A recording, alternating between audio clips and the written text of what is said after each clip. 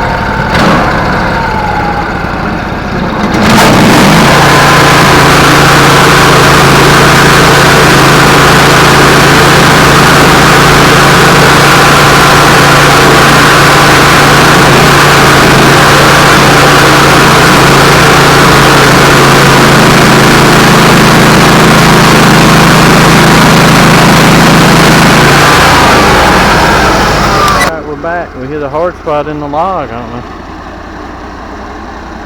But it's pretty stuff. Not sure how wide we are here. Let me find the tape. I think we're probably in the 24 range down here for sure. It's some pretty stuff. We're going to go down another flight. Alright, we're back. This log, we forgot to mention, it has a little roddy here, so we're starting to get into that now, but it's still coming out. This section here is 24 wide. Still some pretty stuff. This one's not wholly like the other one. Last part was a wholly log. But anyways, we're getting there. 26 down here on this side. Almost 27 on the end. So big slabs. We're cutting them 2 1/4 and adding an 1/8 inch for the blade kerf. But we're getting there. And then we got a cherry coming up next. But stay tuned, we'll be right back. We're back. We had to stop, had a customer come pick up some wood and talk to him for a little bit, check the moisture on his wood, but it's already air dried down. But here's this walnut again. Anyways, getting down to it, getting a little pithy in the middle here, but she is about 26, 27 wide on this end. And again, the log's 10'5", and then this is where that rotted spot is, 2 foot down on this side, so on the small side. So getting there. See you some ants. We'll be right back.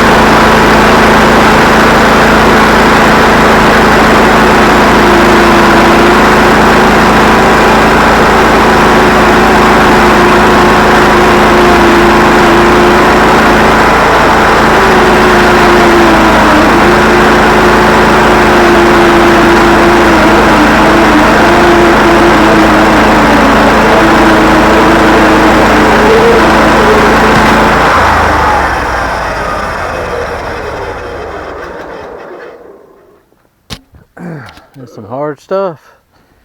We getting through it. Let's see what we look like on this side. I figured it'd be holy. We got another holy walnut. Praise the Lord. All right. We're gonna get this slab off and we'll give you a picture of it. We're back and we cut into here. Now we're getting into this rot again on this log. As you can see, it's a holla at me.